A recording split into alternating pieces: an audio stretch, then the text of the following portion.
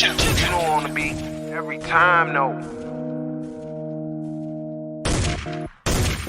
I would like to personally welcome you to Man Hour After Dark. Say that while I bring you the host, Mike, Buck, and Cone. You know who coming to the stage. Sports talk than what you about to hear right here. I second that. Go. You know that it's us when we talking about sports. Giving you facts on the field to the core. Tune in, we need the support. 1 hour too short, then listen some more. On all your stations, not dropping no music. Stripes like Adidas, but Nike just do it. Down 4 in the 4th, we go for the win. Michael 2 seconds, we taking it in. Buck, Mike, and Combs, you know what's going on. Man, now we're after dark, no LA, we the big spark. No 4th and inches won't cut you short. Got the best talking, it's all sports. Buzzing more than buzz beaters. We coming live all through your speakers, go. And what is going on, Man Hour Nation? It's your boy, Brandon Combs, coming to you live on this Sunday night. Week 3 in the NFL was absolutely insane. We've got a great show lined up for you guys. Lots of stuff to get to. Torry and I are about to handle all of the NFL Week 3 madness stuff. We are going to come at you, let you guys know what we think of what went on today. We got to talk about all of our picks. Lots of wrong picks today, lots of upsets, lots of things we did not see happening. But before we get to any of that, make sure you guys click that like and subscribe button. Share it with us, with all of your friends, all of your family, and let's get this thing rolling. Before we do that, before I bring Torry on here, I do have to say a very, very congratulations to my daughter, Amy. She just called me right before the show. She is out in Hawaii visiting her boyfriend, who is also in the Army, much like she is, and they just got engaged. So that is some, exciting news, some heartbreaking news for a dad, because, that's always going to be my little girl. But I did let him know that he has a future father-in-law that will always help him hide a body. But if he hurts my little girl, he should remember that I know how to hide a body. But anyway, let's bring on my partner, as Buck would say, the peanut butter to my jam, Torry Anderson. What is going on, buddy? Man, it has been a day. Straight up a day. Holy crap. I love Red Zone. I love Sundays. Yep. I will sit and watch NFL Network from the time I get up till the games kick off. And then the games kicked off, and then you get to see everything. And I was like, man, the Lions are going to get off the schneid, and we will talk about that in a little bit. Wow. Yeah. Wow. It's been a day. There has been a lot of crazy action. I am definitely going to vent about my Bears in a little while, but that's going to be in a little while. I'm not going to set the tone right off the bat, because if I go off now, this might be a 2-hour show of how the Bears need to fire Matt Nagy. We're going to save that for a little bit from now. But right now, just wait till Tuesday. Because I'm going to have Luke. I'll have Luke G here talking about the Detroit Lions. So I did text him after the game. Check on our boy. Make sure he was okay. I would almost rather be in the Lions position right now than the Bears going forward with Matt Nagy. I mean, at least the Lions are competing. At least the Lions competed with the Baltimore Ravens. At least it took a 66-yard, a kick that has never been made in the history of the NFL, to beat them. That's not what happened with the Bears. But like I said, we're going to get to that in just a minute. Let's talk about the Los Angeles Rams. The Los Angeles Rams welcomed Tampa Bay in. Tampa Bay, who many of us consider to be the favorites in the NFC. Many of us who think are probably the best team in football still, because Tom Brady is their quarterback. They welcome in Tampa Bay and just kind of manhandled them. I mean, it was a pretty dominant victory for the Los Angeles Rams. I know the score was a little bit closer than you would think. Final was 31-17, I believe. So you got a 2-score game, but that score was not indicative of how dominant the Los Angeles Rams were today on both sides of the ball. What was your takeaway from that game today? The Rams are probably now the favorites in the NFC, the way that they throttled Tampa Bay. Again, we're at week 3. However, they are complete. It doesn't matter who, like with Sony Michel didn't play terrible, but he didn't play great, but it just proved that they can plug and play anybody at running back. They have receivers for days. Tyler Higbee's one of the better tight ends in the league, and that defense is coming after everybody. Everybody. Yeah. In that offense, and that's what I want. Like, so let me ask you this. Let me throw a question out at you. We watched Matthew Stafford in this offense, right? But we've seen Matthew Stafford through an entire career in Detroit.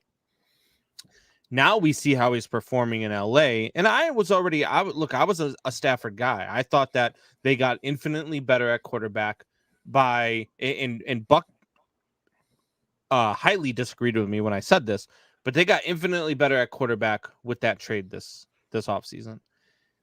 So is this the Matt Stafford proving to everybody that he's always been a top quarterback in this league? He's just been in a bad organization with bad coaching, or is Sean McVay like a super offensive genius?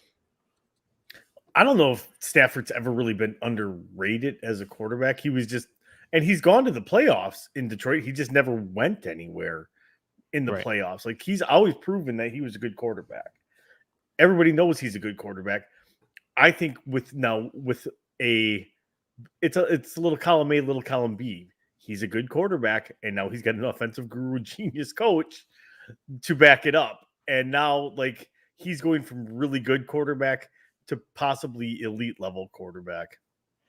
Well, if I told you that I had a quarterback that had played 12 years in the league, and in those 12 years, he completed 62% of his passes, he threw for over 45,000 yards, threw for almost 300 touchdowns, and had a 90.3 quarterback rating.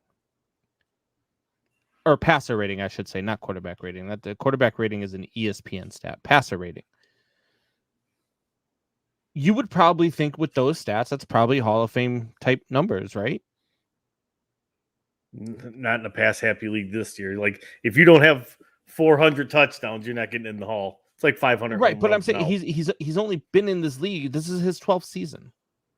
It's not like he hasn't played a complete career. I'm talking about he's trending there, 45,000 yards, and he's thrown like. So far in his career, you would be like, yeah, this is a guy who's headed to the Hall of Fame. These are Hall of Fame. And Matthew Stafford has never been looked at in that light.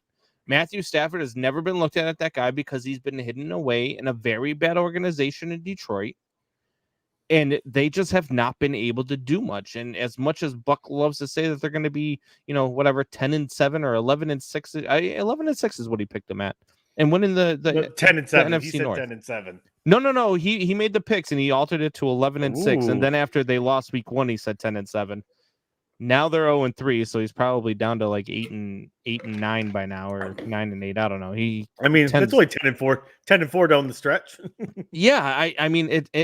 And their schedule only gets harder than what it has been. So it's really not going to be good for. I think the Lions' best chance at winning their first game is probably going to be next week against the Bears.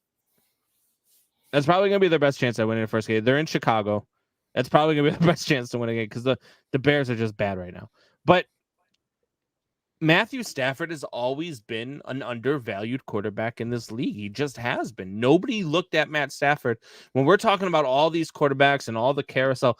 Hey, who should go after Deshaun Watson? Hey, who should go ahead and make that trade to go get Aaron Rodgers since he wants out of Green Bay? Hey, where does Jimmy G go? Hey, where, what is Patty Mahomes doing?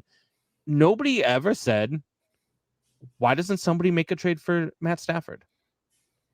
And the Rams did. And they look like geniuses right now. I mean, they just do. Matt Stafford is lighting it up. He is loving life in LA. I don't think, did he throw an interception today?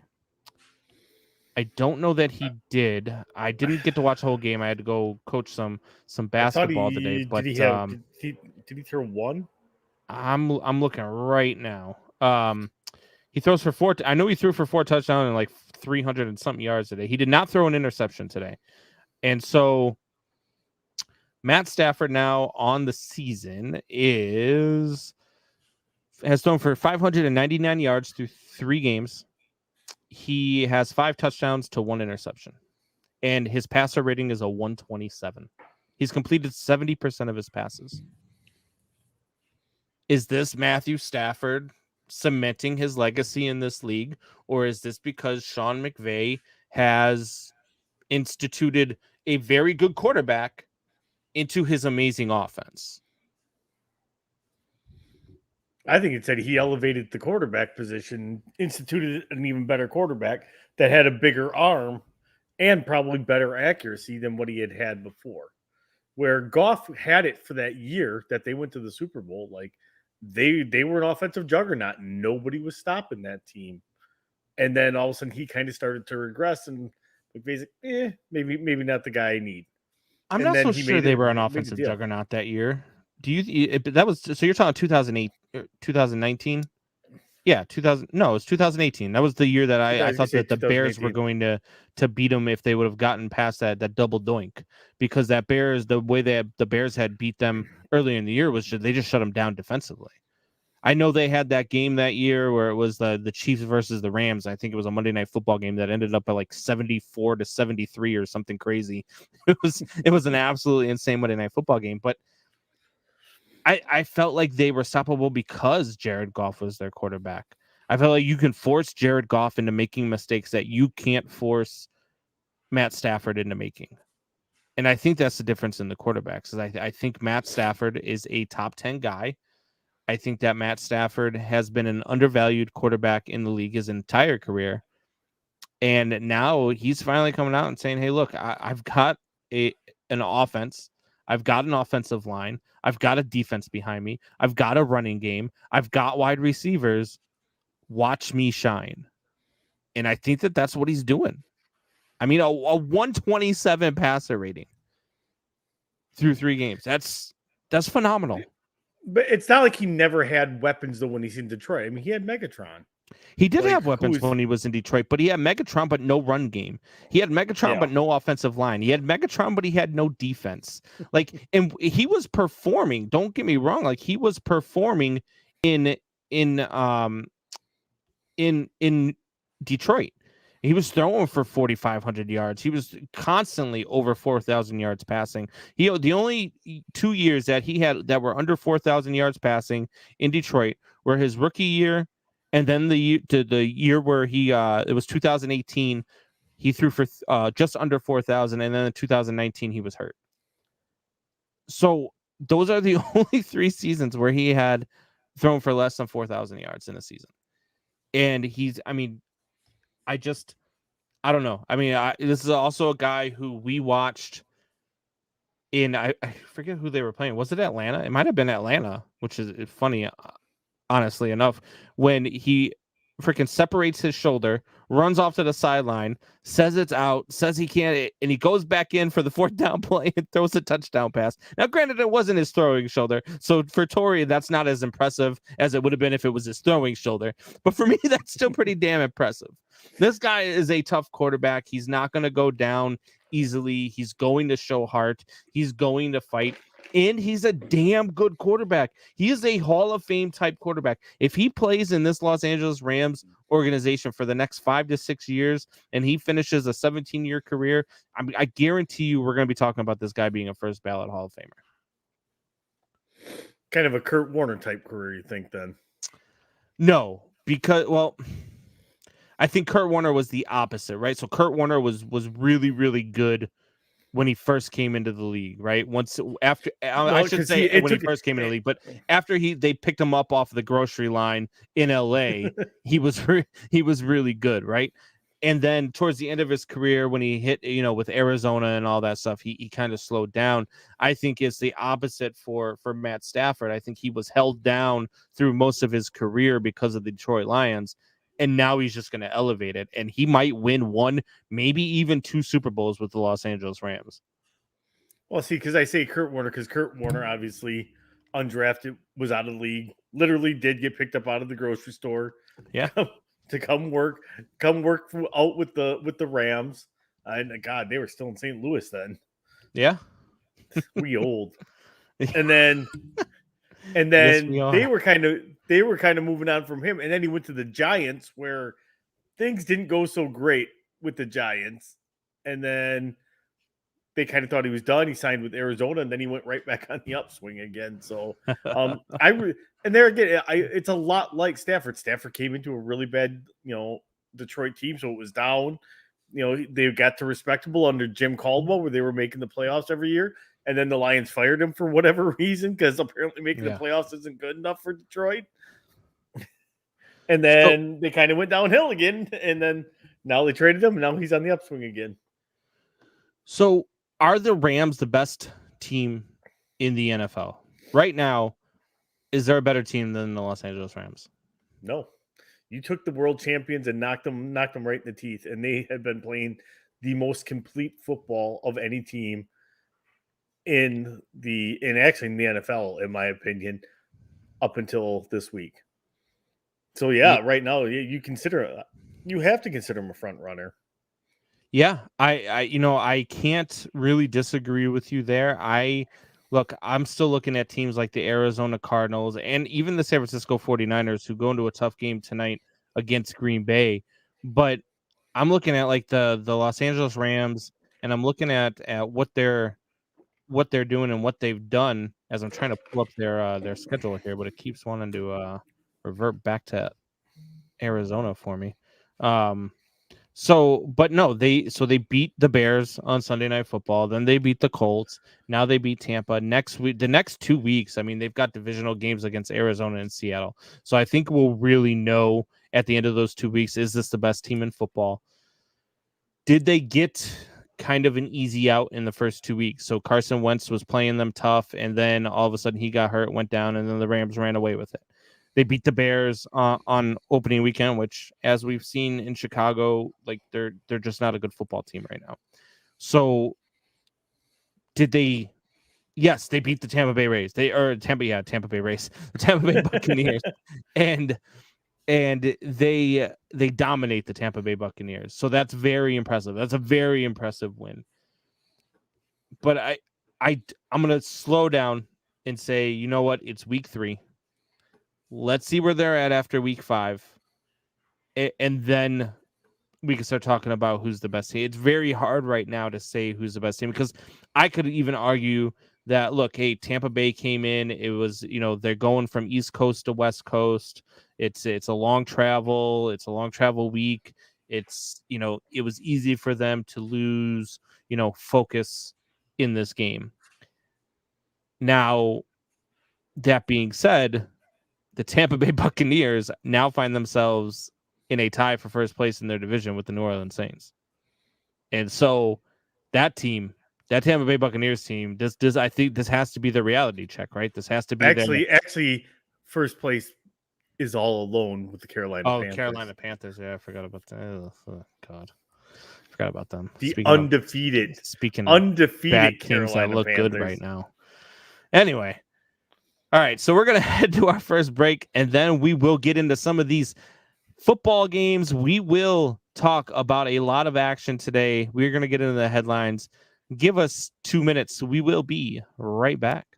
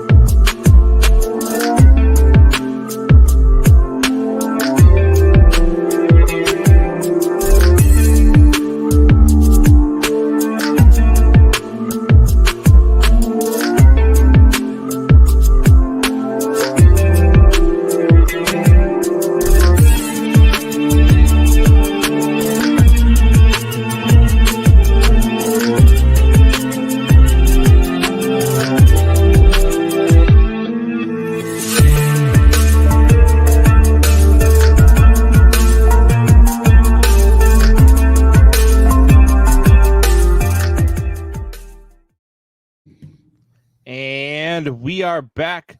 What is going on, Man Hour Nation? Hey, so I want to say for all you guys in the chat, thank you guys for blowing it up. I mean, you guys are the best. I see Javier's in there, Drew's in there, Michelle's in there. We've got some newbies in there. I see, Dawn Reed's in there. She's been here for a while too. We got who else is in there? We've got a Facebook user in there.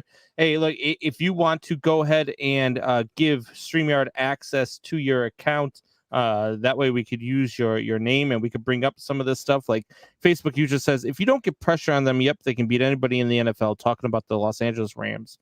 If the quarterback can stand in the pocket all day long with no pressure, he's going to rip apart any secondary. I do not disagree with that whatsoever. I think that's part of what is making him so successful in LA. Damien is in the chat. He says, Bears. We're going to get to the Bears in a little bit here. I promise. I promise. God. But anyway, we're going to get off with some headlines here.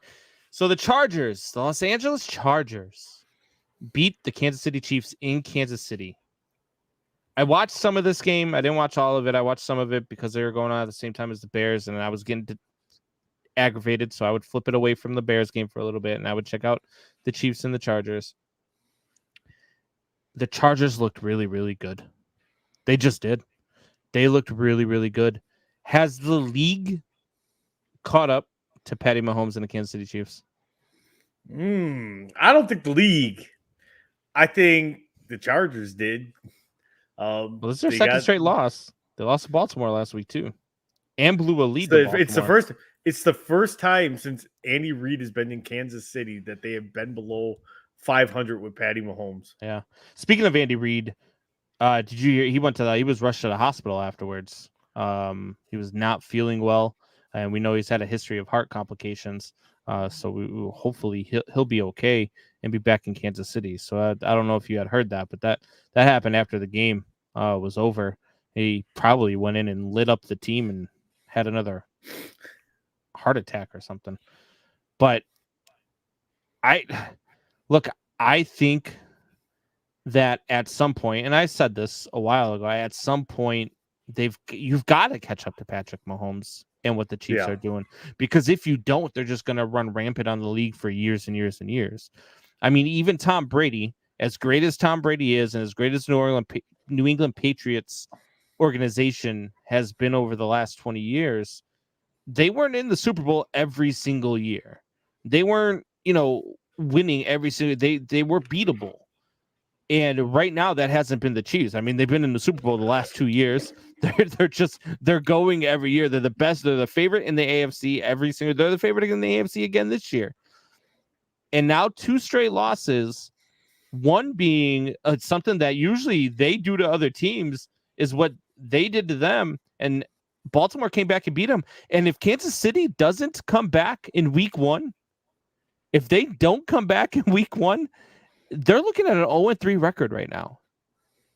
But as it is, they sit 1-2. You have to think that something is up here. Either the Chiefs have been exposed or they're just not playing up to expectations. For me, it's the defense. It's the defense that's not holding up their end of the bargain. This offense has got too many weapons and too many stars to not put up points. It's their defense that was suspect last year. It was suspect the year before that. But much like a lot of these teams lately that have not had great defenses, caught fire in the playoffs, brought it when it counted, and made the Super Bowl.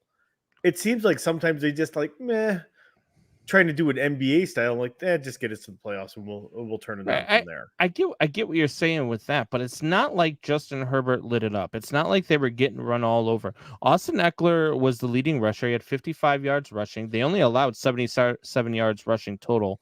And Justin Herbert only threw for 281 yards. So it's not like he lit it up. Patrick Mahomes was 27 of 44. When was the last time you could sit there and say, man, Patty Mahomes completed 27 out of his 44 attempts? That's just not Patrick Mahomes like. His rating was an 81.6. Right. It's usually triple digits for Pat Mahomes. That's what it's been the last 2 years anyway. He's been the guy that lights it up. Staley. That's why Brandon Staley's the head coach. He's a defensive coach. He came in. His job. You're a Bears fan. You remember, what did Lovie Smith say at his introductory press conference that he was brought to Chicago to do? Lovie Smith? Green Bay. Yeah. Beat the Green Bay Packers. Yeah. Yeah. Brandon Staley didn't say it openly, but his job is to beat the Kansas City Chiefs because they're a preeminent power in that division. And so if they want to be that preeminent power, they got to learn how to stop them. Right. So I think a lot of it has to do with that they have, put a lot of stock into that. They've built their defense around being able to stop that kind of offense. Much like there was how many teams in the NFC North all of a sudden were stocking up on quarterbacks because Green Bay could go 5 deep, at any absolutely. time. And look, I picked the Kansas City Chiefs to be 14-3 this year, and I had them starting the season 0-3. Then just getting angry and just going off. And I'm not saying that that's not still going to happen, because it's very well could happen. I'm just not so sure that it's going to happen. I mean, you've still got the Buffalo Bills on your schedule. You've still got the Tennessee Titans on your schedule, the Green Bay Packers, the Las Vegas Raiders, who are playing very good football right now, the Dallas Cowboys. And you still got to play the Chargers again. First place Las Vegas Raiders. Yeah, and you've still got to play the Chargers again, and you still got to play your first place Denver Broncos again. So I just look, I'm just not so sure. I'm not sold that teams haven't figured out what's going on in Kansas City. I'm not. And I'm to the point now where it wouldn't surprise me if Kansas City goes out and just, ends the season at 15-2 or 14-3 or even 13-4. But it also wouldn't surprise me if all of a sudden you find the Kansas City Chiefs after, let's say, so they've got Philly next week, Buffalo, Washington, Tennessee, the Giants, Green Bay, and Las Vegas throughout week 10. It would not surprise me if you see them at 4-6 after week 10. I wouldn't be shocked. You just got to think at some point that defense finds its groove. The offense had a bad week against. I know you want to think that, but Buffalo. Look what Buffalo did today. Buffalo looked really, really good today, really good. And then you look at Washington, and we'll talk about them in a little bit. But they've got a very good defense, young defense. Hasn't shown up yet this year, but they've got a very good defense. You got the Tennessee Titans, who are playing very good football right now. The Giants, the Green Bay Packers and Las Vegas Raiders. Like, I could see them dropping games to Buffalo. I could see them dropping it to Tennessee, and I could absolutely see them dropping games to Green Bay and Las Vegas. I mean, that's 6 losses. I mean, I'm not ready to say that they are heads and tails above those teams yet. I'm not ready to write them off into the abyss yet, though. Either I just don't see it. If they lose to Philly next week, is it over? No, then I think we just get a pissed off Kansas City team from here on out, which would not be good for anybody in the NFL, especially since my Packers haven't played them yet. Because you got to remember, everybody's like, wow, the Packers dismantled them last time they played. Yeah, they were also starting Chad Henne at quarterback last time they played them. It wasn't Pat Mahomes. And Facebook user, if you want to head up into the bio and allow StreamYard to use your name, we could bring you up and we could talk to you and we could use your name on the chat. But he says, Broncos are the Bucs of 2019. 2022, when they get a quarterback, they will be scary. Even though Teddy Two Gloves is nice. No. What more do you want? What more do you want, though? Bridgewater is like playing the role that you need him to play. Like he plays efficient football. The Denver Broncos are no more than the Pittsburgh Steelers of last season. They're just not. Look, yes, they're 3-0, but they're 3-0 against the New York Giants, the Jacksonville Jaguars, and the New York Jets. And which was brought up. I mean, I just don't. But isn't that called winning games you're supposed to win though? No, absolutely. And I get that. But and I know we're going off track here, but the Denver Broncos to me, look, they're 3-0 and I expected them to be 3-0 heading into this week because of their schedule. After that schedule and what they're about to run into, so you look at their next 4 or 5 games, actually 6 games. They've got Baltimore, Pittsburgh, Vegas, Cleveland, Washington, and Dallas.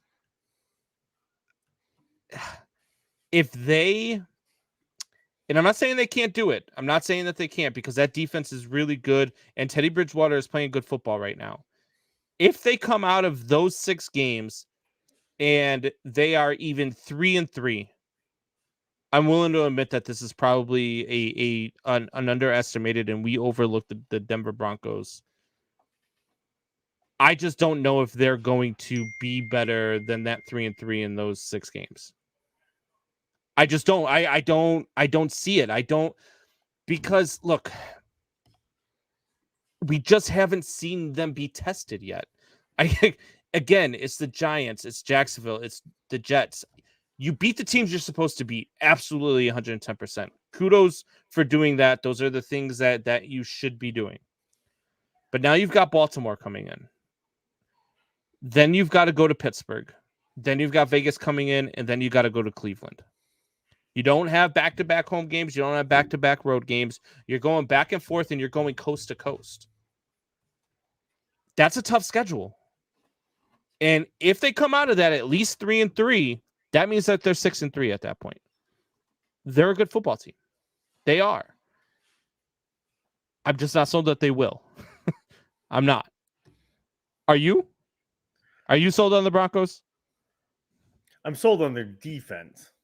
And my big question mark for them is they have receivers that nobody's heard of outside of like Cortland Sutton, and they actually have developing receivers.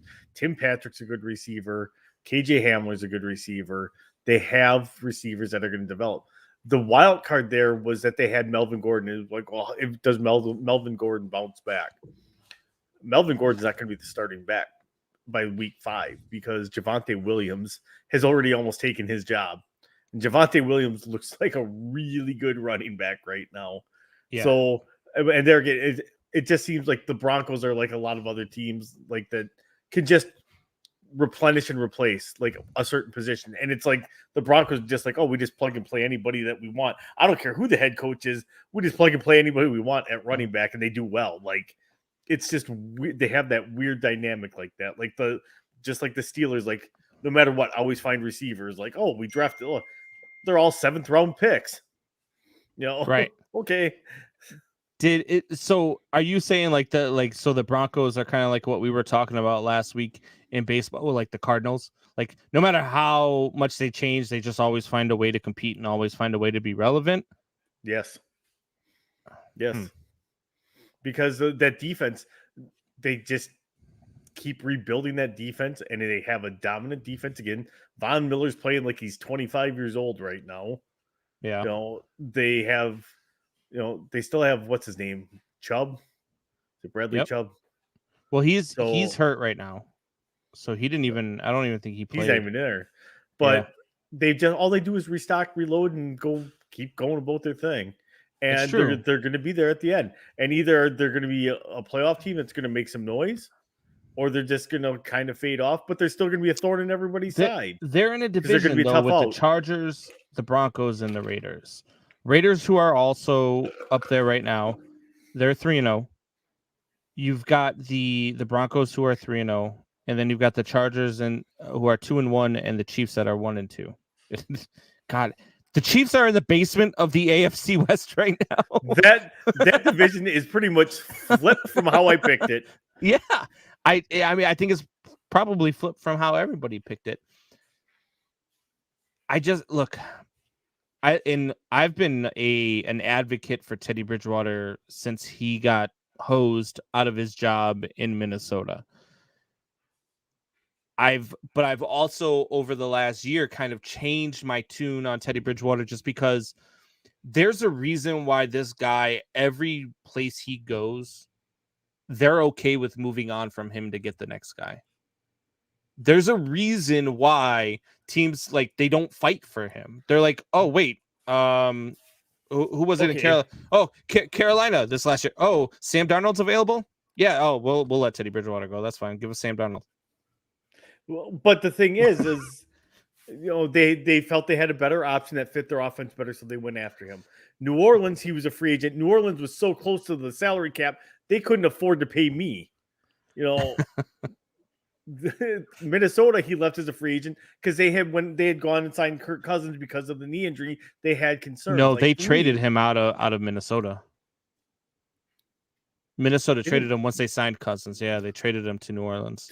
Did they trade him? Yeah, for like a 6th round draft pick too. It was like they basically gave him away. So, to me, it's all plausible stuff. But he would have stayed in New Orleans for less money. I mean, they went out and got Jameis Winston for what they probably could have had Teddy Bridgewater for. No, because there again, it's the NFLPA. They're going to want their people to get paid. So Carolina went out and grabbed him. Carolina went out and paid all this money for him on the free agent market. And then Sam Darnold became available, and they're like, all right, we're moving on. 1 year. 1 season with Teddy Bridgewater. And that's what gives me pause about Teddy Bridgewater is I think that maybe there's something in the locker room we don't know about. Maybe there's something upstairs that we don't know about. Maybe there's something we see, we don't see, I should say, in practices and in studying game film and in guys who are much, much smarter, than we are looking at this tape are like, yeah, he's just not that guy. Because you don't move on from a franchise quarterback after 1 year. Right. And everybody's been willing to do that. And I think that at some point the Jets did after 2 years. Who? The Jets. Who'd they move on from? Darnold? Darnold's been in the league for 4 years. This is Darnold's 5th year in the league. So after 3 years, I thought this is Darnold's 5th year in the league, if I'm not mistaken. I'll check on that, but I'm looking at it right now, actually. So this is his 5th year in the league. He played in 2018, 2019. Oh, this is 4th year in the league. 4th year. Yeah. So after 3 years, they moved on from him. Well, they're also a horrible organization, but you're trying to make the comparison that okay, so this guy didn't fit, so we can get this guy who's younger, and at that point is still cheaper because he's still on a rookie deal. That's why they moved on from him. That's why they moved higher on upside, from him. Higher upside. The thing is they said it during the game today too.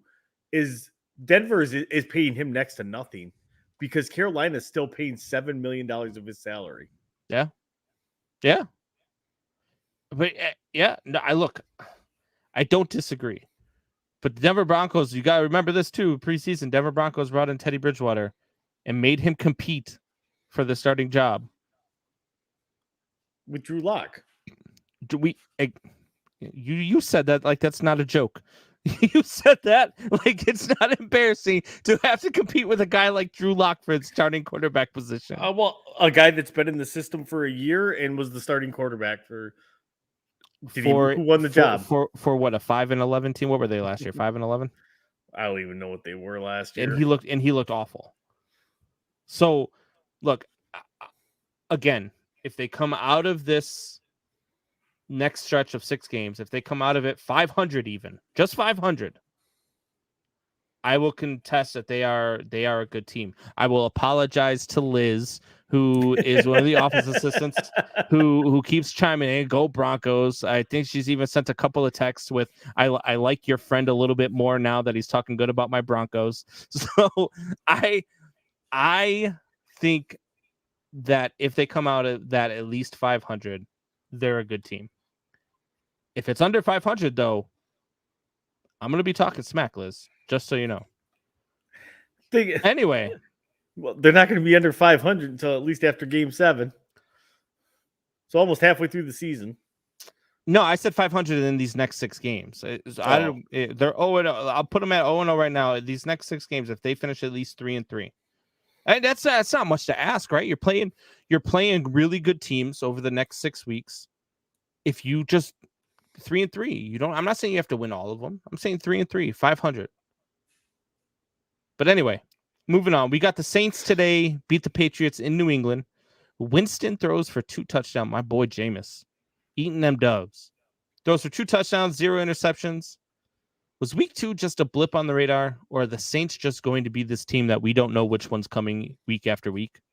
I'm going to go with they're going to be a team that we do not know what's coming at us week to week, because the thing is that running game is really, really good in New Orleans, and it's going to cut down on Jameis's mistakes because they'll be able to feed it. Yeah. And I just don't know if you have a team that shuts down the run, completely shut down the run, shuts Kamara down in the run game, he's still going to be a factor in the pass game, and you have to lean on Jameis Winston to be your leader through the air. I am taking the other team every day of the week.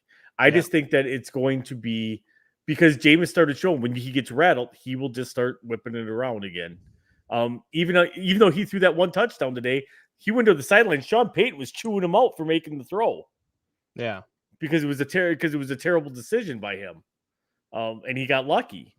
So Sean Payton's like, no. That's how you throw through 33 touchdowns and 30 interceptions. So I just think they're going to be up and down every single week. They're going to be one of those teams that whoever they play, it's going to be almost impossible to pick that game. Because I'm pretty sure almost all of us picked the Patriots to win today. We did. We all picked the Patriots, all except for Wyatt. I don't know who Wyatt picked because he fails to get in this thing. He's spinning the wheel of death again. By the way, he's definitely. So we actually owe you guys 2 spins on the wheel of death. Buck has to spin it once right now. Torry or Wayne Wyatt has to spin it twice, and right now Torry is losing this week because he forgot to pick the Thursday night game. Buck and I are tied at the top. I don't know who Buck picked for tonight's game. But right now, as I see Drew says, the 49ers defense is sticking it to Rodgers. So I turn off the baseball game, turn on the Niners-Packers game. It's 10-0 Packers. So I'm not quite sure what they're sticking to Rodgers. That's not really sticking it to him, Drew.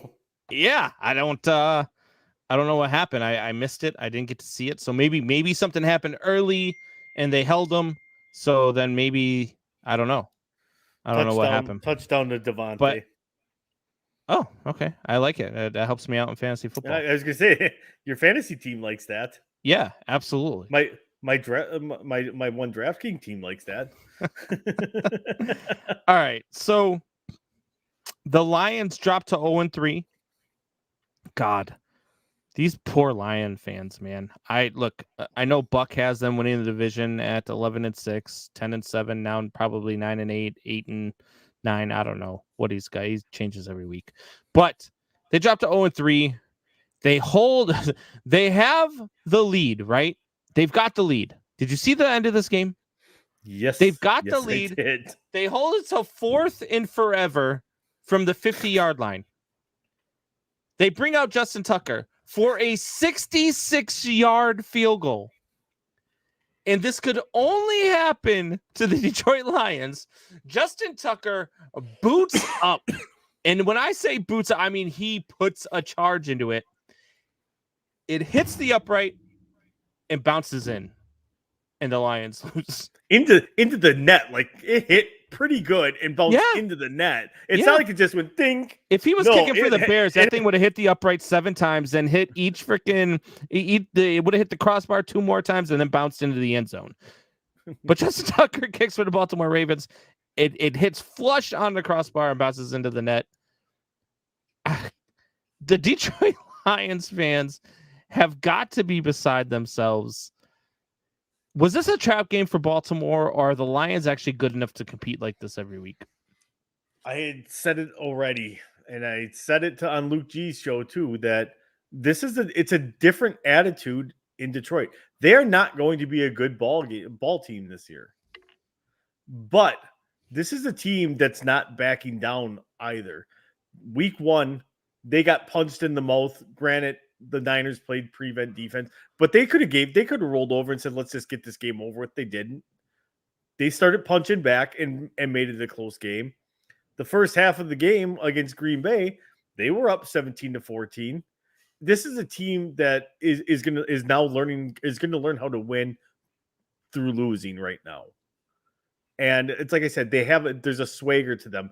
There's a different feel with Dan Campbell right now in Detroit as the head coach. And I said it before, like I said, on Luke G's show, it feels different.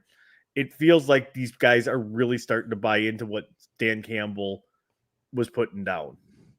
And I think, that's part of the reason he went out and got a different quarterback. He wanted to get his guy versus Stafford. So that's why they pulled the trigger on the Stafford deal.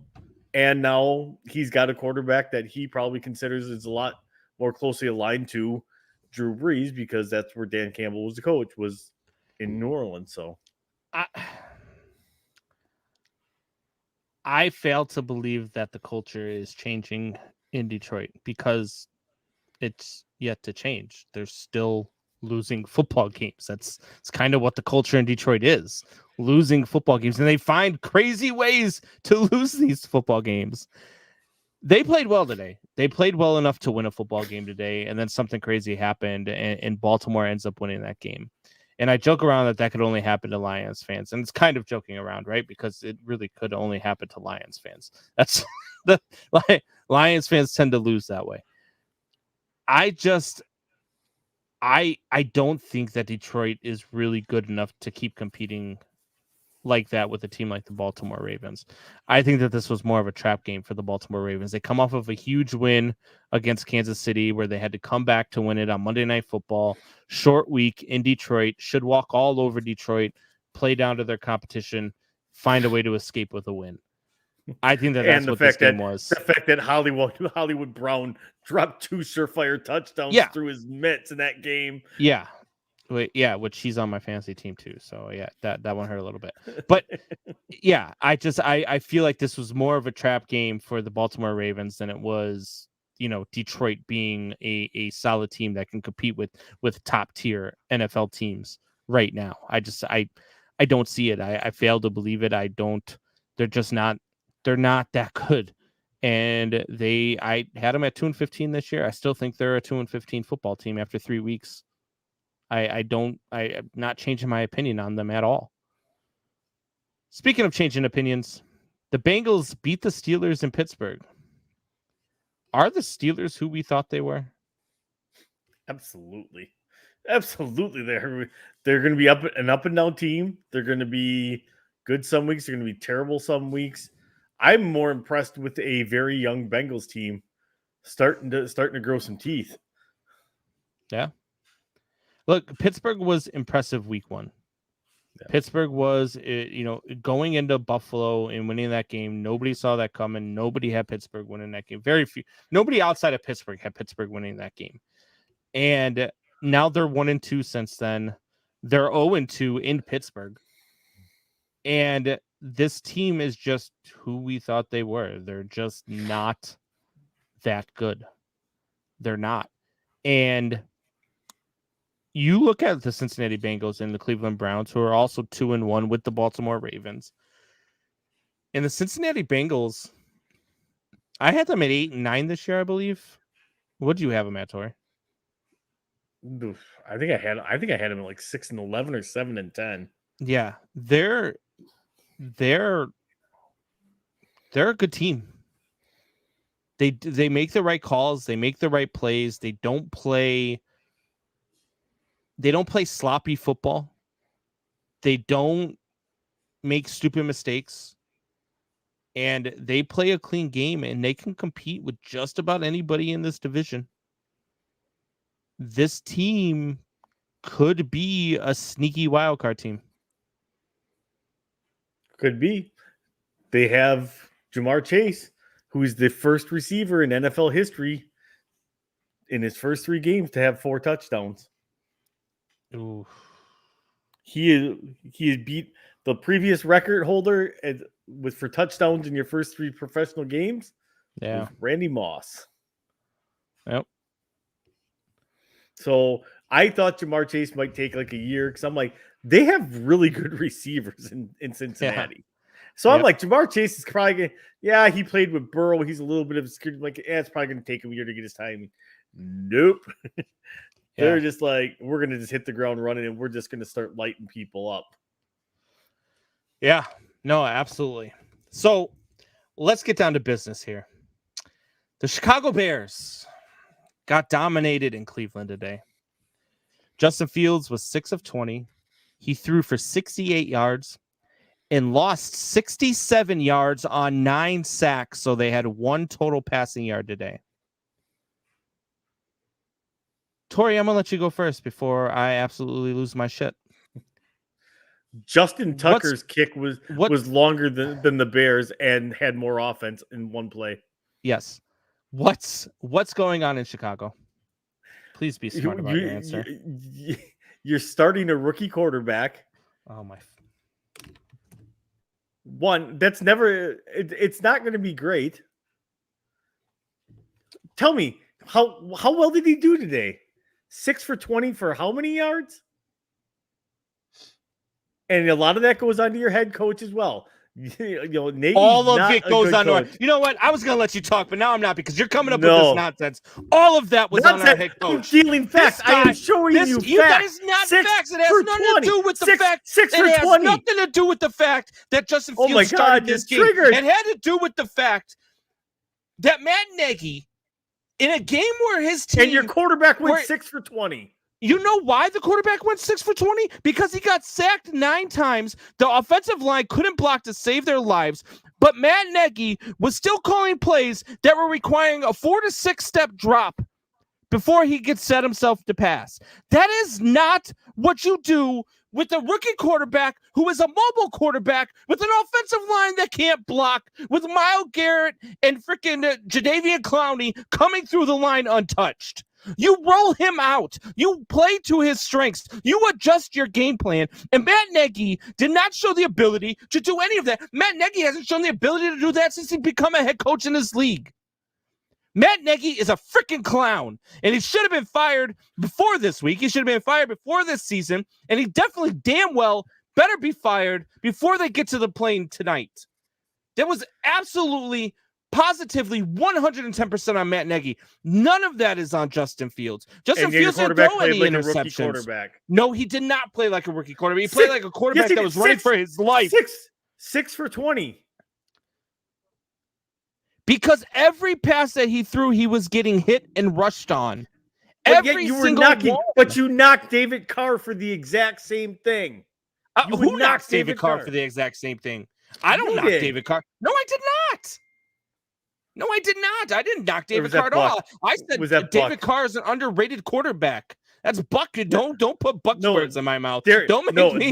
Don't put Buck's takes on me. No, it's you because when I brought up David Carr, I said he's underrated. Not Derek Carr, David Carr, the number 1 overall pick of the Houston Texans when they became in the league, and he ran for his life and got murdered. You are making the exact same excuse for Justin Fields that you knocked David Carr for. You got caught, son. No, that's not. First of all, that's not. No. It's not the same exact thing. Yes, it is. At all. He had How's it not? 9 sacks. So he attempted. All right, so let's put this in perspective. 20 attempts, right? 20 pass attempts. Out of those 20 pass attempts, he had 9 sacks and 15 hurries. No, because an attempt, it does not. Hurries. An attempt does not count if you get sacked. It's not an attempt then. But the attempts, I'm talking about the hurries. 15 of his 20 pass attempts were hurries. Yeah. Wait, how do you want any quarterback in the league to be successful that way? I mean, you said David Carr was terrible because of that. That man was sacked 89 times in one season. I said David Carr was terrible because I got to see at least some sort of I guess menu of David Carr because I get to see more time. This is one freaking game. And to say that how well would have Andy Dalton played today? How well would have Andy Dalton played today? 9 sacks and 15 hurries. How well would have Andy Dalton played today?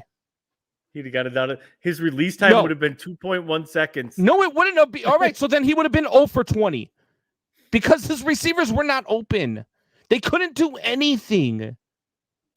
Matt Nagy refuses to alter his game plan for the talent that is surrounding him.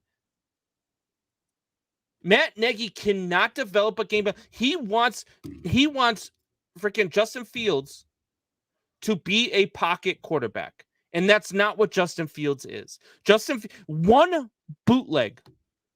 3 plays were called that were designed to break containment in this entire game. 3 plays. Everything else was a drop back pass or a run. Nothing was designed to break containment. Is he an NFL quarterback? Oh my! Now you're just trying to get me going because I know you're not this stupid. You're not this stupid. Is he an NFL quarterback? Yes, he's an NFL quarterback. He's going to be a successful NFL quarterback once he gets a head coach that's not a complete trash bag. I'm not going to disagree with you. I think he will be a successful quarterback too. However, there's still a rookie. He's still learning the game. How can you learn the game when your head coach can't do the things that put you in a position to be successful? Your head coach can't make adjustments. Your head coach can't do the things that you need to have him do. How much of Aaron Rodgers not winning more than 1 Super Bowl do you put on the fact that he had Mike McCarthy as his head coach? Not a ton. Because they were still putting points that's up. Not what you have said. I will put it. Don't you backpedal on me, Buck? No. They had good players. The problem was we became predictable and we had no defense. For whatever reason, because everything was McCarthy wanted Luke to do. G says lies. He's not an NFL quarterback. You're a Detroit Lions fan. What do you know about an NFL team, period? Try not losing to a team that you have backed up with 1 second left on the clock, 4th down from the 50-yard line, and then come talk to me about football. Talk to me about not knowing if he's an NFL. Stop it. This team is the team, the mistakes, everything that they're doing right now is 110% on Nagy because he has zero ability to alter his game plan. He has zero ability to make adjustments. He has zero ability to be an NFL head coach. And if he's an offensive guru, then I'm 6'6" and I'm more cut than The Rock. Offensive guru, my ass. He's a freaking joke. Absolute break, joke. buddy. And the Chicago Bears need to fire him. The McCaskies need to be ashamed of themselves and need to sell the team.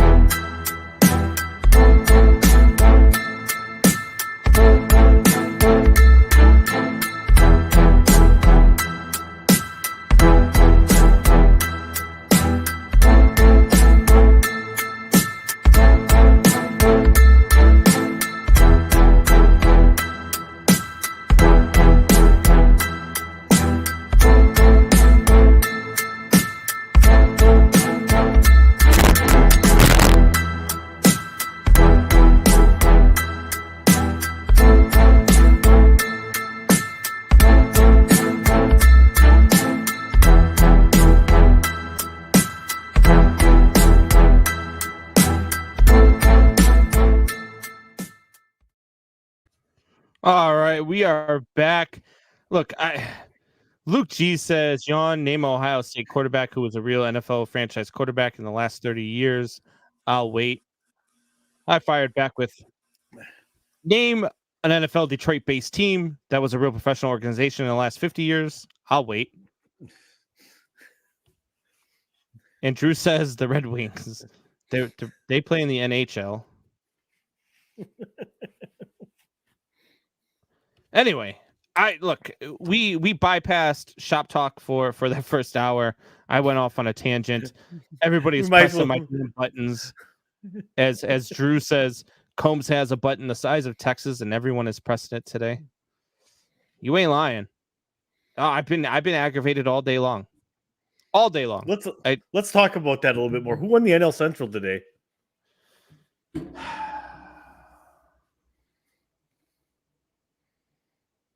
Who did the Cubs play in the play? Oh. All right, guys. So it's going to be a solo show for the second hour. Torry has been fired. He will no longer be on the show.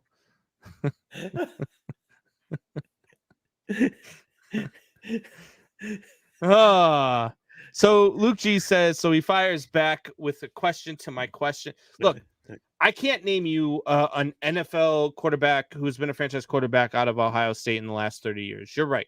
Okay.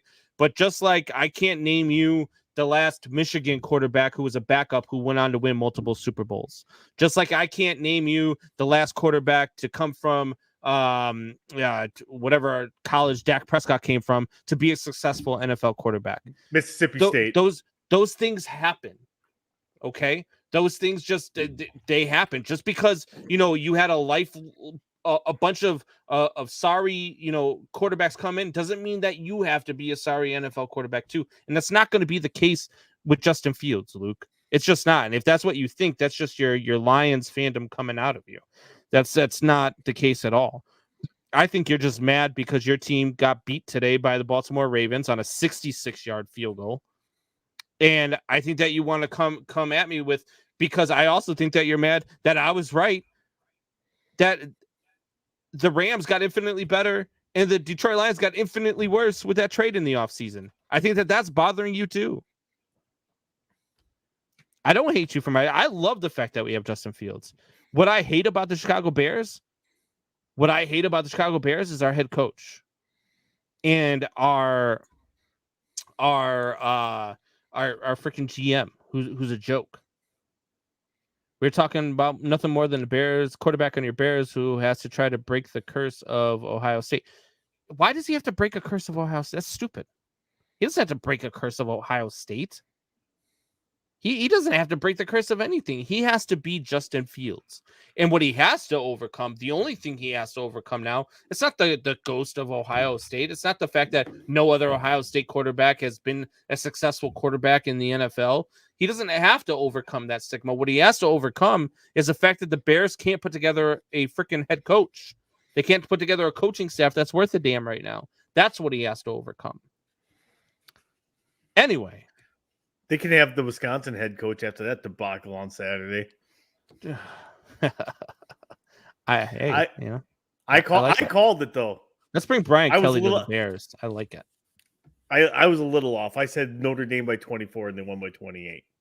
Yeah, I think I had said it's not going to be that much of a blowout. Notre Dame by 23. So I was I was a little close. Which brings.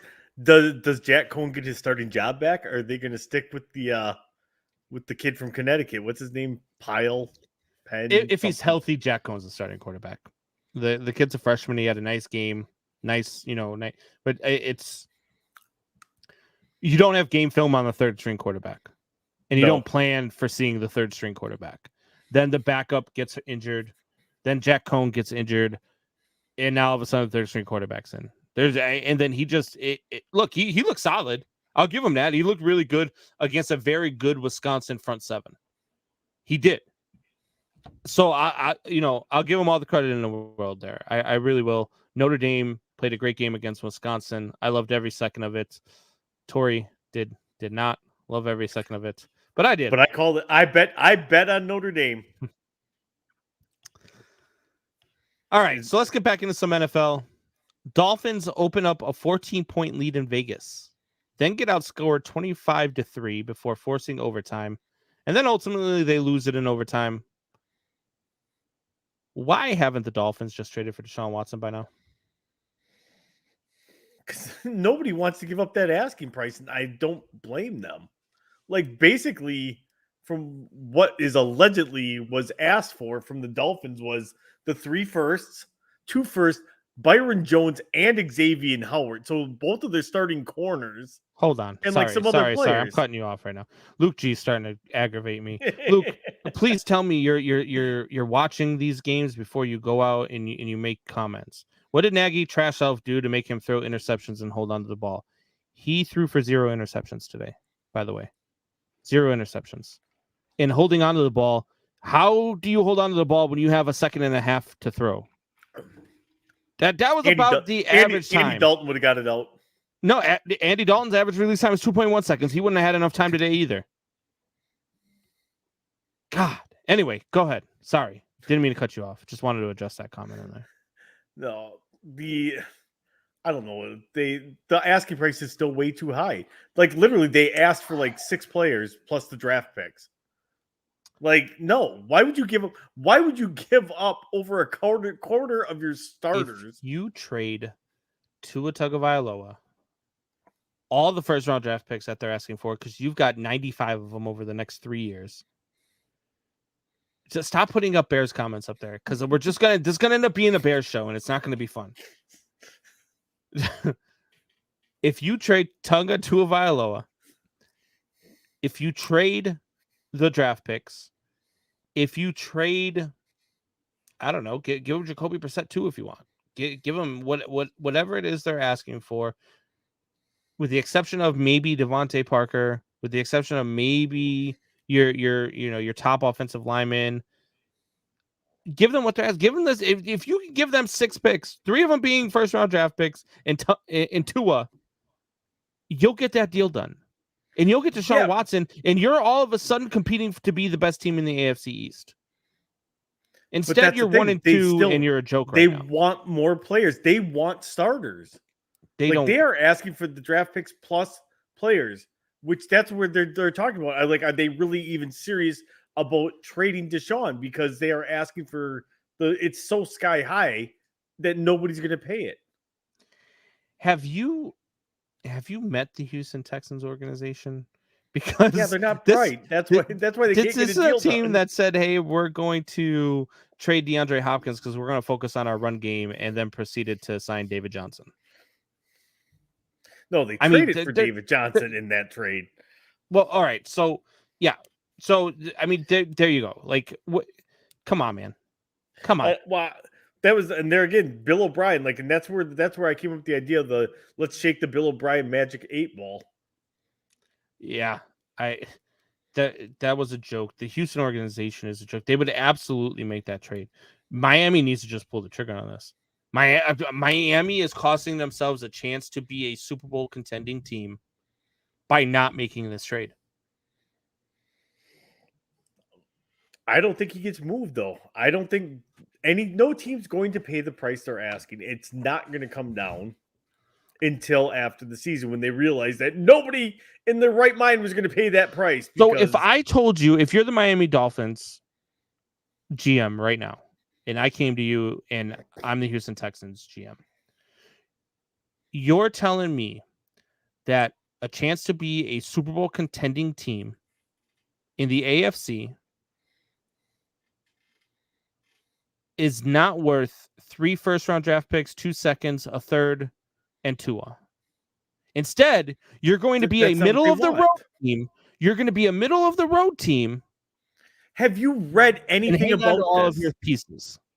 Yes, they want I've players. I know what it says that they want the players. First of all, you know just as well as I do that what you want isn't what you get, especially in trades in professional sports. You're not going to get what you're asking for if it's more than what I just said. I'm talking 3 first-round draft picks, 2 seconds, a third, and Tua. And sure, maybe throw in another, maybe throw in a defensive back. Okay, throw in another player. Throw in Matt Gesicki if you want to. Sure. For Deshaun Watson, you're not making that deal?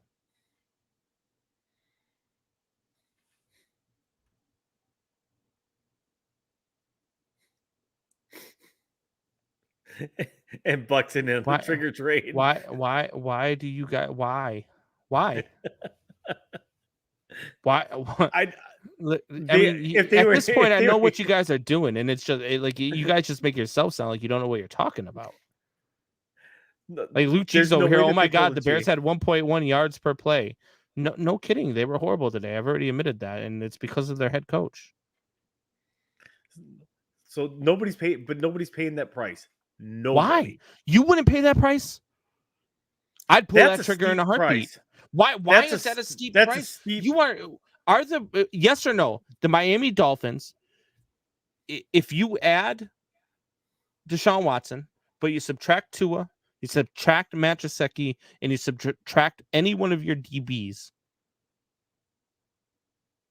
they are probably a top 4 to top 5 team in the AFC. Yes or no? I don't know, because it changes your whole dynamic of your defense and your offense. Why? What do you mean it changes the whole dynamic of your offense? You've still got all the pieces. Plus, you are infinitely better. I'm talking about you're adding a top 5 quarterback. But you're pulling 3 starters. You're pulling 3 starters, one of which is replaced by Deshaun Watson. The other one is Matt Gesicki, who's a tight end, which we all know that right now tight ends are a dime a dozen. And Matt Gesicki, while he's a very good tight end, is replaceable. And they're pretty deep on the defensive side of the ball.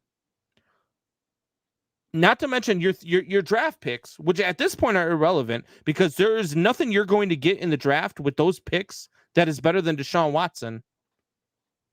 How could you not make that trade? I just don't know. Like, to me, I don't get it. I don't because at that point you're saying, look, I know that Deshaun Watson makes us a playoff team. I know Deshaun Watson makes us a top tier NFL team, but you guys want a couple of starters and you want a bunch of picks, and we're just not willing to do that.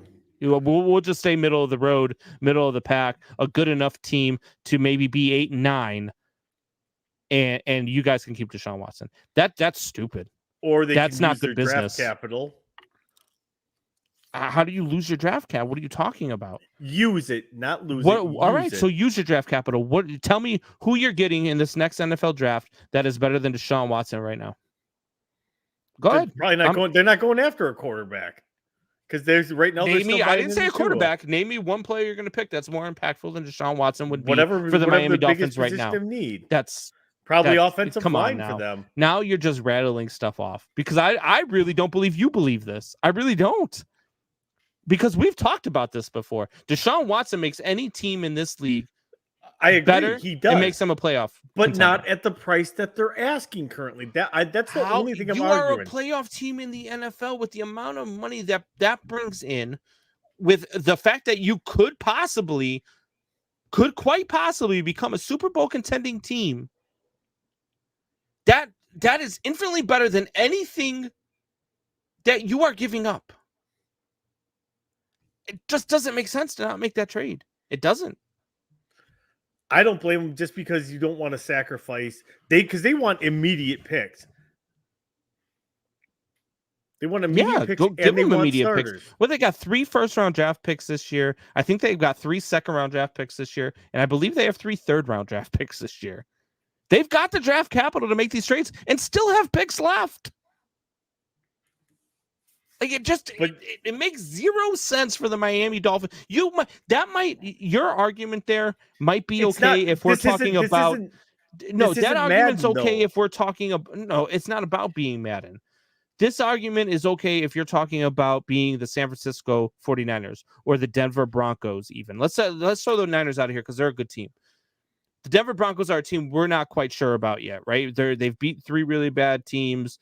And we want to see what they can do moving forward. But if you replace Teddy Bridgewater with Deshaun Watson, we're talking about them winning the AFC West, right? We're talking about can they win the AFC West at that point. So, but for them, right now, they're winning football. Right now, they're playing good football under Teddy Bridgewater. Maybe Teddy Bridgewater fits in their system. Maybe they're a playoff team now. We just don't know yet. So to give up all that draft capital and what they would have to give up to get Deshaun Watson does not make sense for them. But for the Miami Dolphins, it makes absolutely perfect sense. It makes it makes sense to trade for Deshaun Watson. And I'm not arguing that. It's just not I'm talking about the price. I'm talking about the price. The price doesn't make sense if you're the Denver Broncos because you don't have the capital to give up. You don't have the players that you would be giving up might be too much. That's not the case with the Miami Dolphins. The draft capital is not too much to give up because you still have draft picks left over. The players are not too much to give up because one, you're replacing your quarterback with a much better quarterback. You're replacing you're not replacing your tight end or your defensive back or whoever else that you're giving up in this trade, but you've got the depth to go ahead and replace those guys. And that's the luxury the Miami Dolphins have that no other team in the league has. That's why I say for the Miami Dolphins, it makes no sense to not make this trade. That's the only team I would say that this makes no sense that they don't go out right now and make this trade. Okay, so like you said, no, let's say, I'm going to base this off. Say they have 3 firsts, 3 seconds, and 3 thirds next year. Yep. I would rather have 9 players on rookie contracts to go out and go sign free agents because my salary cap's still going to be really low, keeping them guys on my books. Because now, guess what? I've got 9 players. You would rather have 9 players and keep your salary cap low than to be a Super Bowl contending team. Because you can go after free agents then and build those pieces around it. That makes no sense whatsoever. This team isn't even close. Not make sense? Because this team isn't even close right now, though. They're not even close. Right now, they are running with a backup quarterback in Jacoby Brissett, who's not a very good NFL quarterback. They've got the pieces to be very, very good, with the exception of the most vital position, which is quarterback.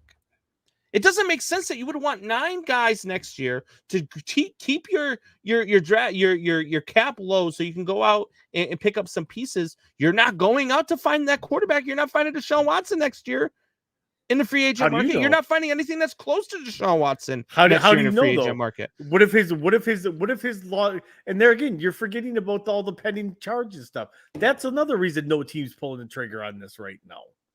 Because Houston Texans to give that much. If the Houston Texans were really worried about that, if this was really a thing for one, if this was really a worry, he would already be on the commissioner's exempt list, at least until the investigation's over, right? And the Houston Texans wouldn't be keeping him active, but just not letting him play. He's not in timeout, Torry. They're not putting him in timeout. They are trying to kill this guy's career because they are upset about the way he went about things. But we're not going to do. We'll agree to disagree on this. I disagree. I feel like if they made this trade, it would make a ton of sense for the Miami Dolphins. You don't think it would because they'd be paying too high of a price? I do. Any team that can afford to get. I agree with you on every team. On every team except for the Miami Dolphins. I think it makes no sense for the Miami Dolphins to not make that trade. For me, financially, I get why they don't pull that trigger.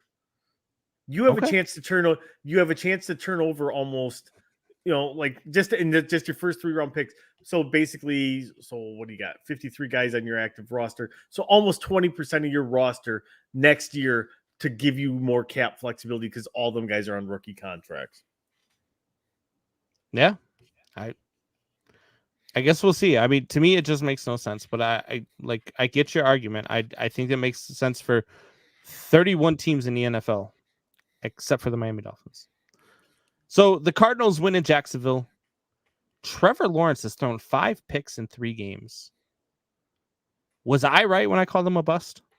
No, because you're still in the Zach Wilson train. And that guy threw 4 interceptions in 7 attempts. So no. The thing is, though, is he showed promise. He made some good reads. He's really depending on Marvin Jones and DJ Chark to really kind of help develop him. He's made some good tosses. He's made a lot of really bad tosses as well. And again, rookie quarterback going to happen. I don't know. I think if we're at the end of the year and he's like at 17 touchdowns and 25 interceptions, I'm gonna be on team bust with you. Be like, this guy's not that good. But as of right now, if he's learning from the mistakes, we'll see. But right now, I'm giving him the benefit of the doubt just because he is a solid quarterback, and how much of it is his rookie learning curve at this point. So you're coming at me with Zach Wilson is trash and Zach Wilson is a bust. And how many touchdowns does Zach Wilson have? Zach Wilson to this point, I have not looked it up. But give me a second here. I can actually look it up. Zach Wilson has 2 touchdown passes and 5 interceptions. Okay. Right. All right. And Zach Wilson has 468 yards passing. Trevor Lawrence to this point has 450 yards passing, 4 touchdowns, and 5 interceptions. So pretty much the exact same stats. Pretty much the exact same stance, but you're telling me Zach Wilson's trash and Trevor Lawrence isn't a bust, and I'm wrong. Because what are you telling me? Because he's thrown double the touchdown passes that Zach Wilson has already. Double. You do know how to do math, right? So he's also thrown for less yards than Zach Wilson has. That doesn't matter. He's also thrown for the same amount of interceptions, which, when we talk about my boy Jameis Winston, that's all you want to talk about is interceptions. He's thrown for the same amount of interceptions as Zach Wilson has. That's what I said. If this keeps going like that, I'll be right with you, right on that train. I will jump right to that train. I've been on that train since before he got drafted. I didn't think that this was. But you've also been on the Zach Wilson train though too. I have been defending. I have been, and thus far, so if I call your guy trash and you call my guy trash, we're gonna have to agree. Both our guys are trash right now. I agree with you that I've been wrong on Zach Wilson to this point, but I also agree that I've been right on Trevor Lawrence to this point, and I don't think that Trevor Lawrence is going to be a bad quarterback in the NFL. I think he has the potential to be a very good quarterback in the NFL. However, there were people out there, won't mention any names, Wayne G, who said that if you could build a prototype quarterback, you would build Trevor Lawrence. If you could build a quarterback to lead your organization for the next 20 years, you would build Trevor Lawrence. So you would build a guy through 3 weeks who throws for 450 yards, 4 touchdowns, and 5 interceptions. You would be wrong, because Trevor Lawrence he's in a bad situation, in a bad organization, much like we seen with Sam Darnold in the New York Jets prior to this year. And Trevor Lawrence is in there with a head coach who is a college-minded head coach who's an idiot. I mean, let's just look. The Jacksonville Jaguars are going to be garbage, and Urban Meyer is not the answer. Urban Meyer is lost in the NFL. And if, like, I don't know if they've already filled this position, but if he doesn't run right now and take the USC job, I would be absolutely positively mind blown. And actually, Zach Wilson has thrown 7 interceptions. He's thrown 2 touchdowns and 7 interceptions on the year. Well, then ESPN would be wrong, because I'm looking at it right now. He's tied for 33rd with 5 interceptions, 468 yards. So maybe they don't count today's. They may not have counted today's stats. No, because he's got 628 yards, 2 touchdowns, 7 interceptions. Okay, so those didn't. Okay, so ESPN hasn't updated yet, so that's the problem. So, how many does Trevor Lawrence have then? I'm about to go back and look. Because Trevor Lawrence today threw for 1 touchdown and 2 interceptions again, so maybe he has 7 interceptions now too. Yeah, he has 5 interceptions and 4 touchdowns. So that was updated. How many yards? 450? 450. Through 3 games. Through 3 games, he has 450 yards passing. How many? So that's 300 yards less than what you just told me Zach Wilson has.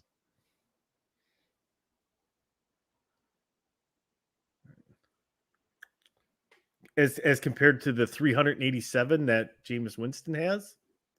But Jameis Winston's 2-1. But you want to make stats though. You want to make a deal about yards now though. Okay, but, so you're gonna that's fine. So how many touch? No, I'm talking about the 300 yards less than what Zach Wilson. I was comparing Trevor Lawrence to Zach Wilson, and Trevor Lawrence to me, I think he's a bust. I think he's going to be a bust because he's in Jacksonville. I think that could happen. I very much think that could happen because he is in Jacksonville. He could be one of those players that goes somewhere else and becomes the person that we think he could be. Yeah, he could be the next Matt Stafford. Yeah, Matt Stafford, Sam Darnold even. I mean, Sam Darnold's looking great through 3 weeks in Carolina. They're 3-0 right now. They're in first place in the NFC South, and who the hell would have thought that? I certainly wouldn't have.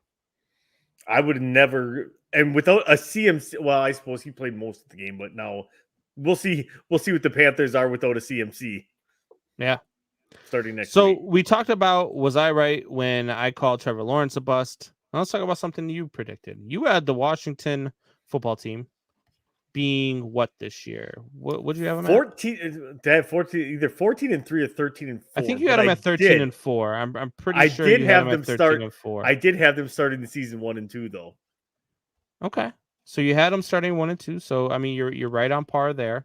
I think you're still in the buck train of the Detroit Lions, but you had them at 1 and 2 starting the year.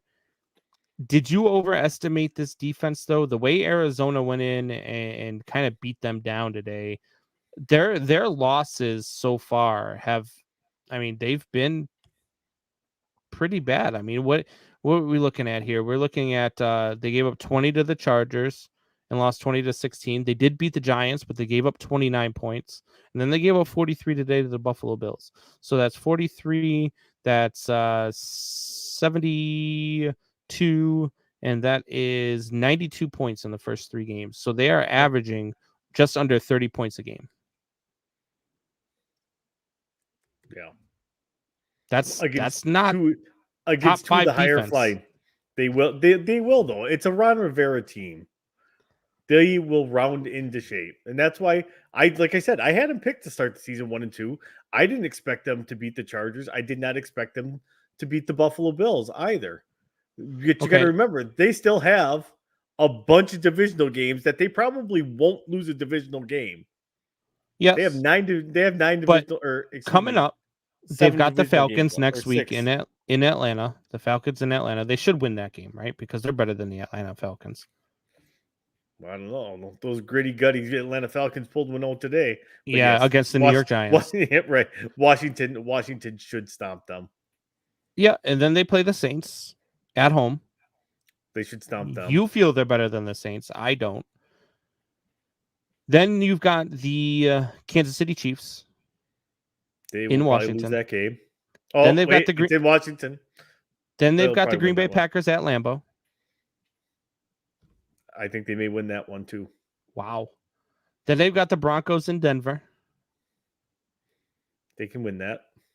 I don't disagree there. Then they got Tampa Bay.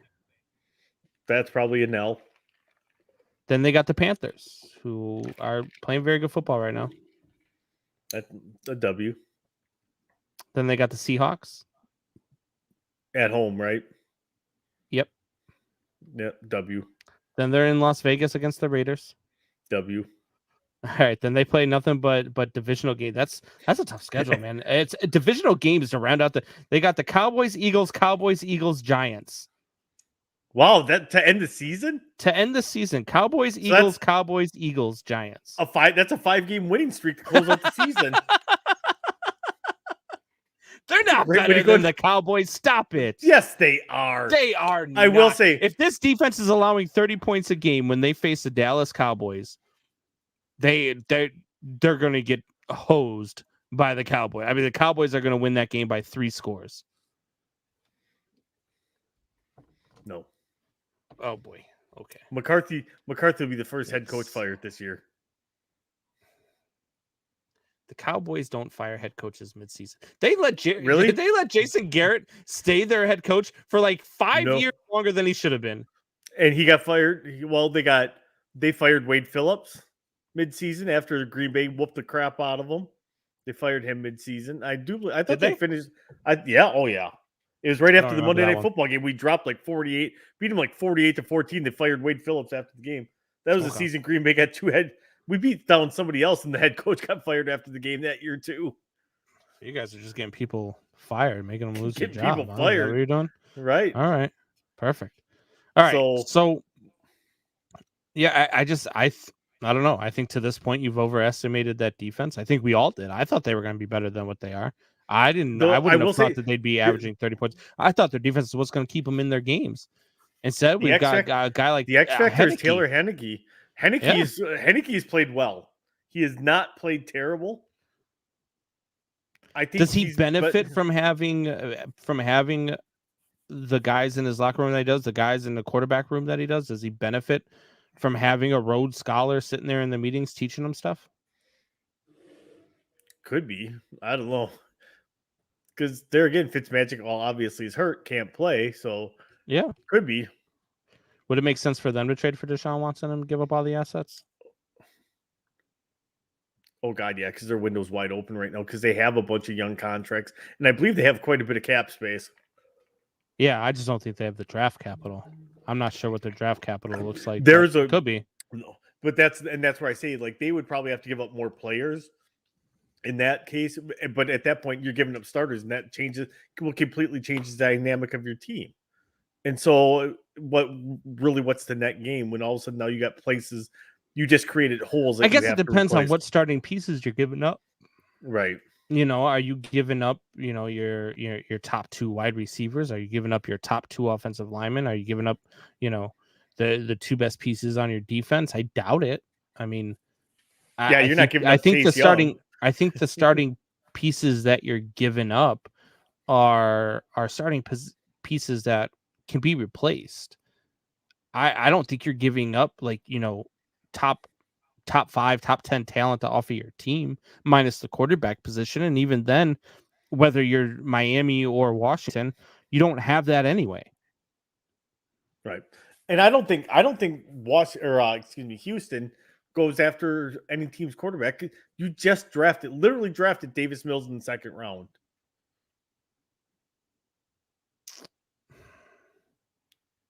Yeah. So what's the point of them going after a quarterback? Because now they're going to start him because Tyrod's out. Tyrod was on his way to the MVP. If you pick, whether you pick up Tua or whether you pick up Taylor Heineke, they're going to back up Davis Mills, right? They're going to back up the guy that you just drafted. They're not going to come in and take the starting job from him. I mean, it is Houston. Like, okay, we're gonna give it to you now. Fair enough. Yay! We're gonna replace you with this guy, and then we're gonna run the ball 45 times a game. So wait. Moving on from they got to sign another over the hill running back then. Yeah. So the Vikings beat up Seattle. Here's another team that is interesting to me because I think Seattle's the worst team in the NFC West, and by worst team I mean 11-6. So they're the worst team in the NFC West, and the Vikings. I can't remember what I had them at. I think I had them at third in the division at 6. Yeah, I had them at 6-11 this year. Yeah, I think I had them at 7-10. Are the Vikings what their record says they are? Are they? Because they've played some really close games. I mean, they I was gonna say technically they could be 3-0. Yeah, they absolutely could be 3-0 right now. They lost week 1. I believe they lost by on 1 field point. Goal. They lost last week by a field goal. This team is not really. This is where I kind of threw this one in there because it's kind of a curveball. If they're what their record says they are, they're a competitive team in the NFL. Because you lose 27-24 to the 2-1 Bengals, and you lose 34-33 to the 3-0 Cardinals. And with the chance to win it, but they missed the kick at the end of the game. And now you're 1-1 against the NFC West, who we say is the best division out there. And not only are you 1-1, but you only lost by 1 point to the Cardinals. Right. So are they what their record says they are, or are they better than that? Well, the record says 1-2, so they're 1-2.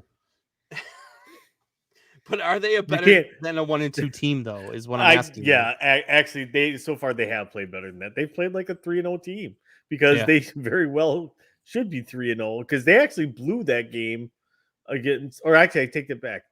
They came back nice in that Bengals game to tie it up to get it to overtime, and then just kind of blew it in overtime. Yeah.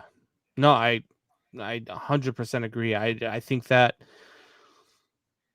Vikings can be better than what their record says that they are right now. They should be 3-0. They outright should be. They blew that game week 1 and ended up losing in overtime to the Bengals.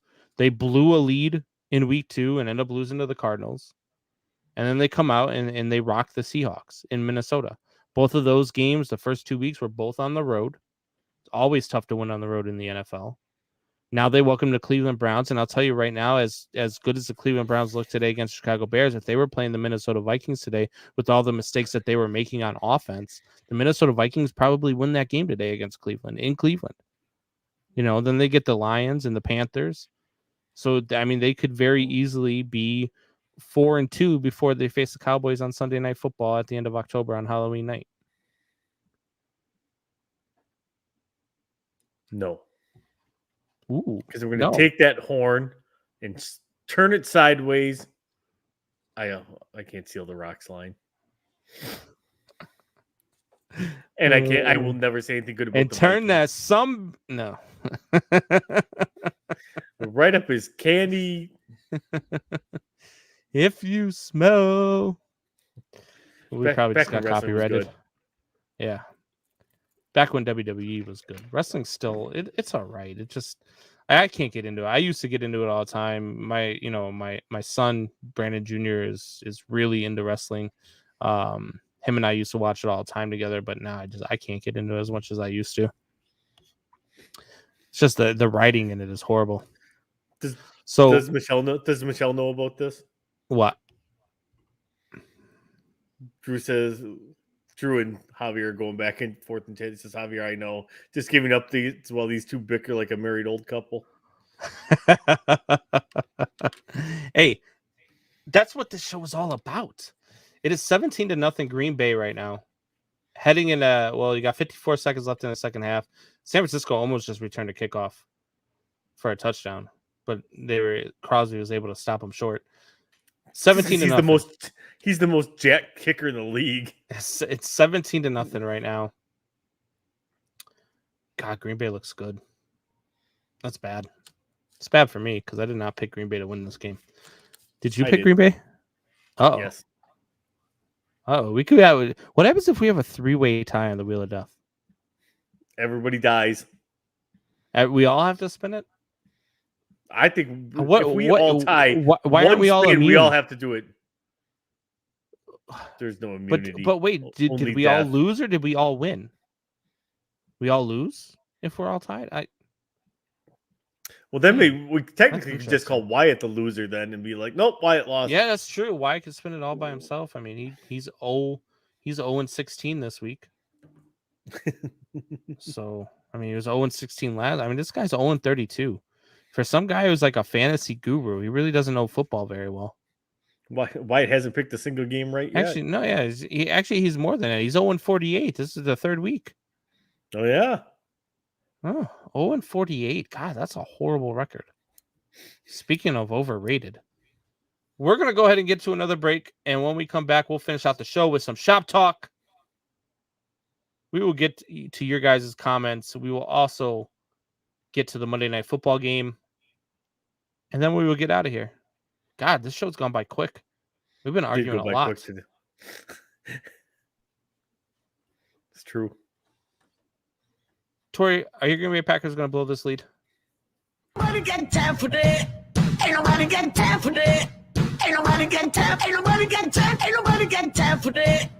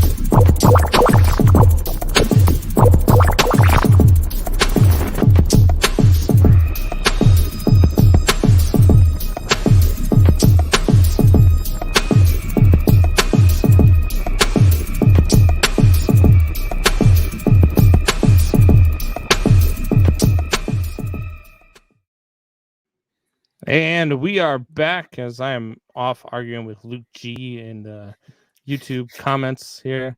Luke G says, serious question. When Bears fans say bear down, do they really mean there's a bear down, or do they mean we should put them down because they're suffering? No, Luke, actually, we say it could be worse. We could be Lions fans. At any rate. Luke G did just text me and said that he loves you. I love you too, Luke. It's all good fun. We love giving each other crap, but in the end, both of our teams suck, and we're both suffering together. It's just the way of the world. Wait, who's at least we're not 0-3 though. Just saying. Who's in first place? That right now is actually, well, I guess technically, yeah. I guess technically it's the Green Bay Packers, right? Because they're half game up at this point right now. Yeah. Yeah. And they're up 17-0 right now. 19 seconds go before halftime. They're about to San score. Francisco's though. threatening. I don't know if they're about to score, but San Francisco, they might put 3 points on the board, maybe. Oh, and he dropped it. Yeah, that's definitely, that was pass interference the entire way. Did they call that? I don't know if they called that. No, there was a holding call in the backfield. Oh wow, that was pass interference the entire way. Oh yeah, they did call it. It's 1st and goal now. And now there's holding on that one. Oh boy. All right. You might be ahead of me here. I've got 11 seconds to go in the second quarter. All right. So Monday night game tomorrow night. Dallas Cowboys, Philadelphia Eagles. It's gonna be an awful game. How do the Philadelphia Eagles win this game? What's their keys to victory? Stop Dak Prescott from tossing 500 yards. 500 yards on you. Score more points than the other team. No, it's all going to come down to Philadelphia's defense. Is if Philadelphia can get pressure on Dak, stop Dak, you can stop that entire Dallas offense. Zeke Elliott proved last year he cannot carry a team on his own without Dak. So if you stop Dak and you can get him rattled and get him making mistakes, you're going to be just fine. Gallup's on IR right now, so they're down to CeeDee Lamb and Amari Cooper with their big trio. But I mean, it's better than most team starters. So, but either way, that's what they got to do. They got to shut down Dak. They got to get to him. They got to hit him, put some pressure on him, give him those happy feet, and maybe make him throw a ball a little bit before he's ready to. Yeah. So your keys to victory are a lot more in depth than mine. My key to victory is hope that Jalen Hurts ends up on the COVID list and does not get to show up tomorrow. That's how you might have a chance at competing in this game. No, realistically, you have to play a flawless defensive game against the Dallas Cowboys in order to have a chance at this one. You have to be perfect on defense. You cannot allow them to get the big play. You cannot allow them to establish themselves on the run. You're going to have to stop Tony. I'm not even worried about Zeke at this point. Tony Pollard is who you're going to have to stop. And, on the other side of the ball, the Dallas Cowboys, their key to victory is going to be doing just what they've been doing so far this season. Allow Zeke to protect Dak. Allow Zeke to be in there and be a weapon through blocking and a weapon through little rollout passes and dump passes. Because he right now is not the same threat running wise. He's just not. I don't know what's going on. I don't know if he's injured. I don't know if it's scheme. I don't know if it's just I just don't know what's going on with Zeke, but he's not the same Zeke as he has been. The chunky got him chunky. Yeah. So I think that he has to go ahead and they have to keep running that same scheme. They have to utilize him in the blocking game. And Dak just has to be Dak. And this team will roll Philadelphia. This could be a snoozer by the end of halftime, if not by the end of the first quarter. Yeah, I'm not. I will not watch that game tomorrow night because otherwise I'll fall asleep on the couch at like 7:00 at night. Is your couch comfortable? It's very comfortable. Trey Lance just ran it in for a touchdown, by the way.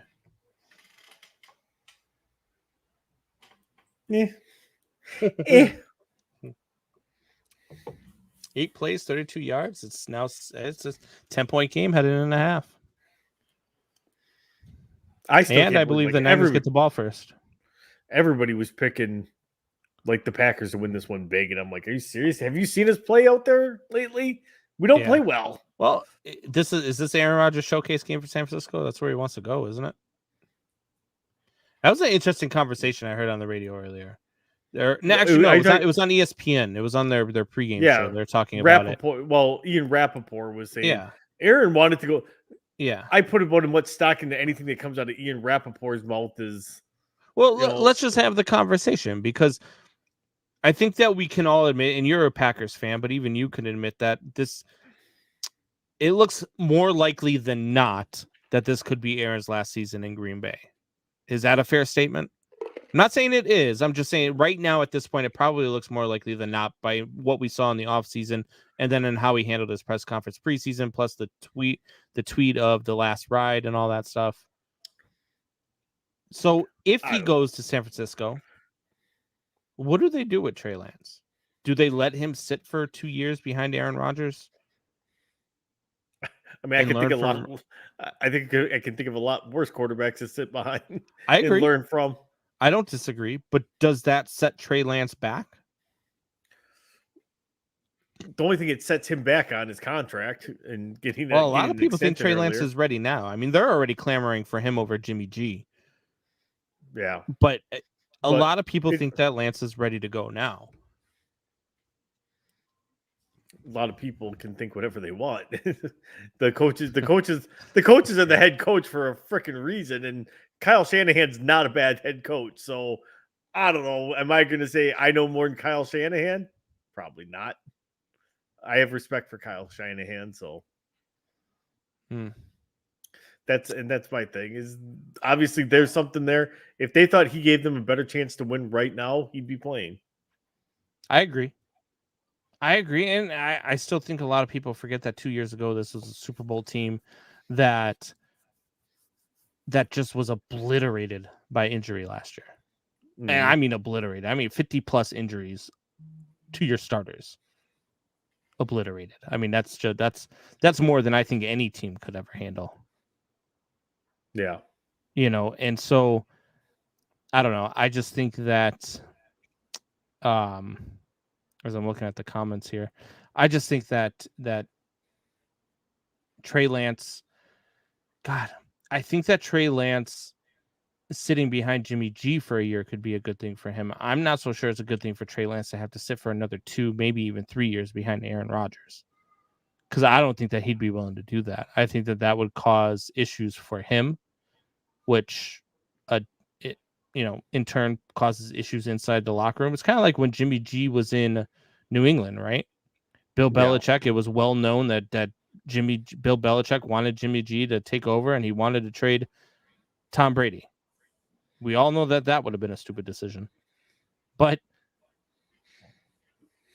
is that the situation that Trey Lance would be in? I think so.